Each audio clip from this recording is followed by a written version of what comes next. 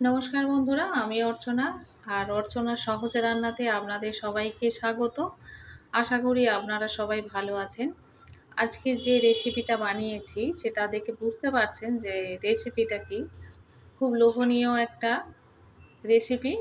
আর গরমের সময় তো দারুণ লাগে। বাচ্চা থেকে বয়স্ক, বিশেষ করে আমি তো ভীষণ পছন্দ করি আইসক্রিম। প্রথমে আমি ১ লিটার দুধ নিয়েছি। দুধটা খুব ভালো করে ফুটিয়ে নিয়েছি। একদম গাঢ় হয়ে গিয়েছে। অনেকটাই কমে গিয়েছে দেখে বুঝতে পারছেন। আর দুটো আলাদা আলাদা বাটি নিয়েছি। এই বাটিতে ২ চামচ আর এই বাটিতে ২ চামচ দুধ তুলে রাখলাম যাতে তাড়াতাড়ি ঠান্ডা হয়ে যায়। দুটো বাটিতে দুধ নিয়েছি আর এখানে কিছু কিশমিশ আর বাদাম নিয়েছি, যেমন কাজু বাদাম আর আমন্ড বাদাম। বাদাম ২ রকমের বাদাম একটু কেটে কেটে নিয়েছি ছোট ছোট করে। কিশমিশটা আর কাটা হয়নি, যেহেতু কিশমিশগুলো খুব ছোট সেই জন্য আর আমি কাটিনি। আর এদিকে দুধ ঠান্ডা হয়ে গিয়েছে। এই বাটিতে ১ চামচ কাস্টার্ড পাউডার ভ্যানিলা ফ্লেভারের দিয়ে দিলাম। ভালো করে এটা গুলে নিতে হবে, যেহেতু দুধটা ঠান্ডা খুব তাড়াতাড়ি গুলে যাবে। এটা গরম থাকলে গুলতে চায় না, জমাট বেঁধে যায়, সেই জন্য ঠান্ডা হলে খুব ভালো হয়। আর আরেকটা বাটিতে ১ চামচ কর্নফ্লাওয়ার নিয়েছি। এই দুধটাও ঠান্ডা হয়ে গিয়েছিল, তাই ১ চামচ কর্নফ্লাওয়ার দিয়ে ভালো করে গুলে নিচ্ছি। খুব ভালো করে ফেটাতে হবে।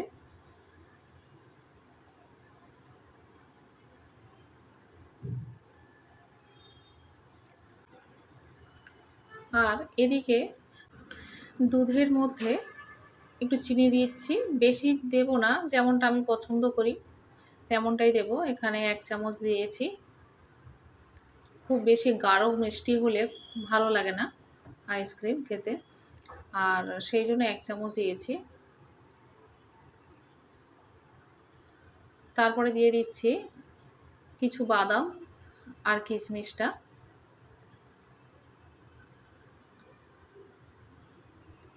একটু নাড়াচাড়া করে নেব।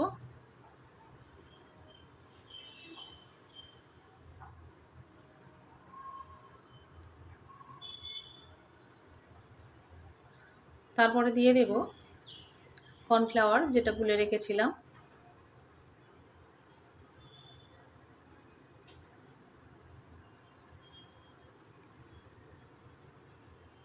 আর সবশেষে দিয়ে দিচ্ছি কাস্টার্ড পাউডার। এটা দিলে দুধটা অনেকটা ঘন হয়ে যায়, বেশ গাঢ় হয়ে গিয়েছে।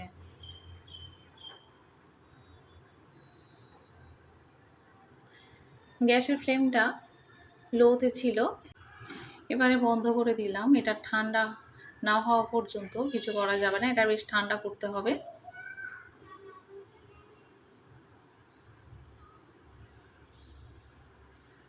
যাতে না বসে যায়, ওই জন্য বারবার এটা নাড়ছি। একদম গাঢ় হয়ে গিয়েছে।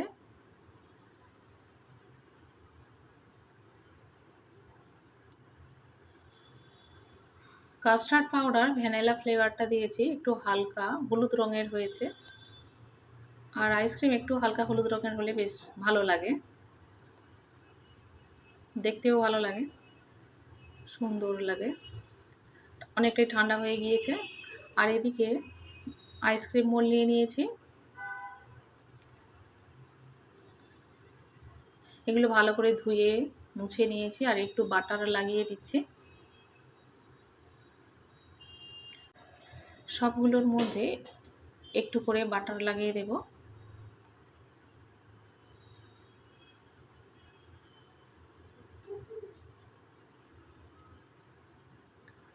প্রত্যেকটাতে বাটার লাগানো হয়ে গিয়েছে।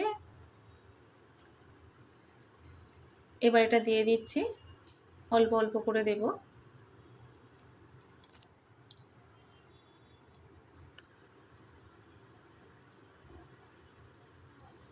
এত সুন্দর একটা স্মেল আসছে যে কি বলবো, খুব সুন্দর একটা স্মেল বের হচ্ছে। সব কটাতে দিয়ে দিয়েছি, আর প্রত্যেকটা একদম ভরে ভরে দিয়েছি। অনেকটা বেশি হয়েছিল, আমি অত আন্দাজ করে নিতে পারি না, একটু বেশি হয়ে গিয়েছে। আর দেখুন কত সুন্দর দেখতেও লাগছে বেশ। এর ঢাকাগুলো দিয়ে দিচ্ছি।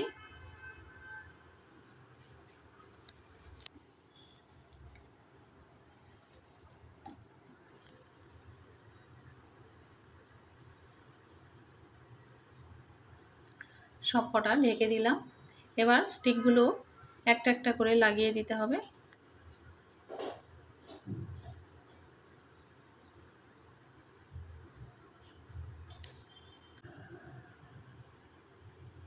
এভাবে সব কটা মোলের মধ্যে স্টিকগুলো দিয়ে দিলাম।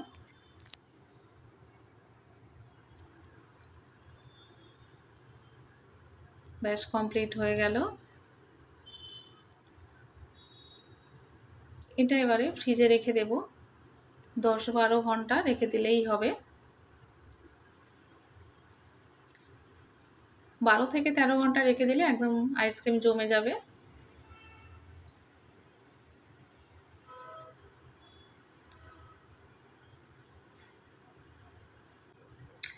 ফিরে এলাম 12 ঘন্টা পর। বের না করতেই করতে একটা মোল নিয়ে পালিয়েছে। সে আইসক্রিম খেতে তো ভীষণ পছন্দ করে। আর এগুলো যে আমি ভিডিও বানাচ্ছি, একটা একটা করে আমি তুলে নিয়েছি। কত সুন্দর ও উঠেছে দেখুন। আর ও পাশে দাঁড়িয়ে আছে, এটা থেকেও একটা ভাগ বসাবে, দেখাবো আপনাদের। যাই হোক, কত সুন্দর আমি এগুলো একটা একটা করে তুলে নিয়েছি। একটু বাটার লাগিয়ে দিয়েছিলাম, কারণ তাড়াতাড়ি খুব সুন্দরভাবে উঠে যায় সেই জন্য। আর একটা আমি ওকে দিচ্ছি আর বলছি কেমন হয়েছে, ও বলছে ভালো হয়েছে। খেতেই ব্যস্ত, বের না করতে করতেই দুটো আইসক্রিম খাওয়া হয়ে যাচ্ছে। খুব ভালো হয়েছে। আর সত্যি বলতে কি প্রচণ্ড গরম, তো এগুলো তো ভালো লাগে। তাহলে আর বাইরে থেকে কিনে খাওয়া যাবে না। পছন্দের।